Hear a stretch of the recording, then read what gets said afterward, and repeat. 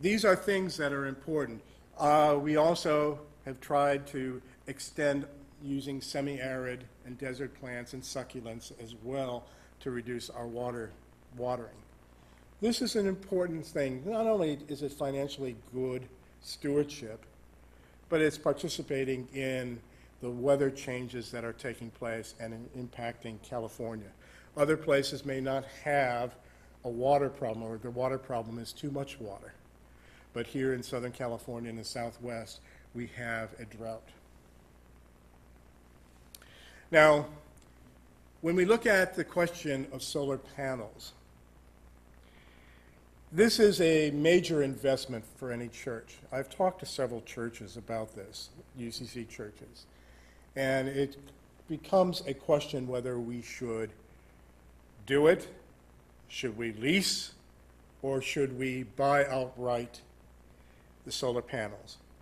That is a discernment process that I think your congregation will have to embark upon and ask those questions, looking at the financial bottom line of your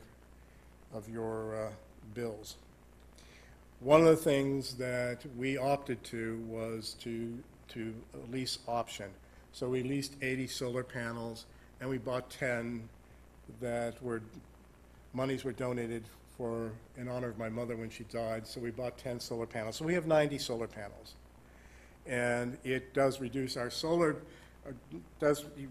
energy usage, because I want to point out the good business aspect of solar panels. Peak times for church usage, unless you have a school,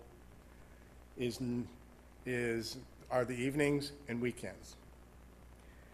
Peak energy times, when we are charged most for energy, is 9 to 5, Monday through Friday.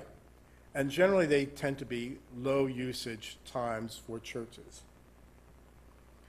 And so if we look at that, it probably is a very good idea for you to investigate what this can do to reduce your energy bills.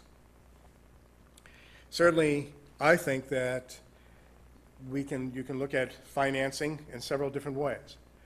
There is certainly, companies offer financing. Some companies will offer no cost lease, nothing put down, and that was advantageous because we had a 50-year-old system that terrified me when I looked at it, and a whole new installation was put in, which excited me.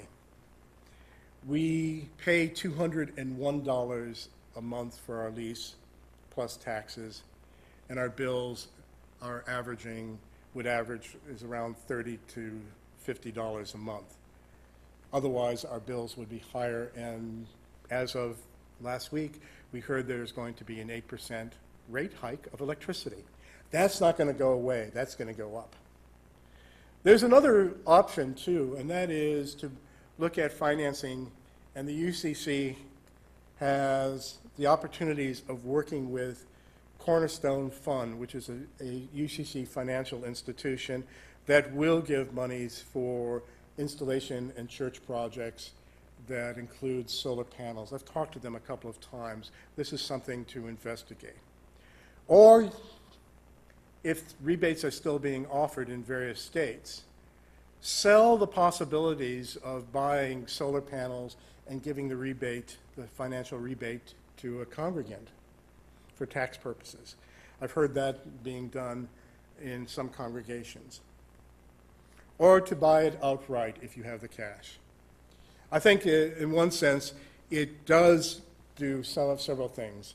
It gives an important witness value that you as a faith community is looking to renewable energies, and we need to look at renewable energies. There are two places that folks are looking at and really excited about in terms of renewable energy usage, and that is the state of Germany, which is producing 60% of their energy through renewable use mechanisms, such as solar panels, windmills, by wave power, etc. And the state of California. I think that's really very good. But I think that when we begin to look at changing over and greening our congregations, it means that we're not just greening the building and ourselves, but we're greening each person. Some folks have gone on to do things that certainly have changed the lifestyles in their house. Some have recycled. Others have started looking into investigation into solar panels. And one of the things we run for our, not only for our congregants, but also for businesses and residences, we have this thing we do, which is called Solar Nights, and we bring in some solar companies and groups on rebates on how to energize your home and businesses, and that serves the community as well. We want to be on the advanced vanguard for solar usage. And finally, I want to say that it's important for us, and in cities like LA, where we've paved over everything and the water goes down the sewers into the ocean, and we capture very little water, we have embarked upon jackhammering the back of our parking lot and creating a garden space. And so water goes into the ground, into the aquifer, and the Department of Water is building an aquifer here in the next couple of years to harvest 87 acres of water. And the San Fernando Valley, which we're part of, has one of the largest aquifers in California. But the problem is that we have paved it over.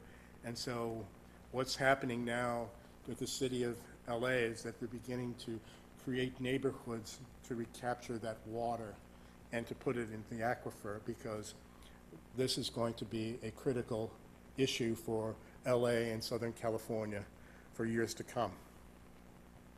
So I want to end off with this, saying there are many things you can do, and I would even say that not only in terms of recycling, you can also invite the elderly to bring in their electronics, and someone from the congregation can just take those electronics and recycle them, bring them to a recycle center.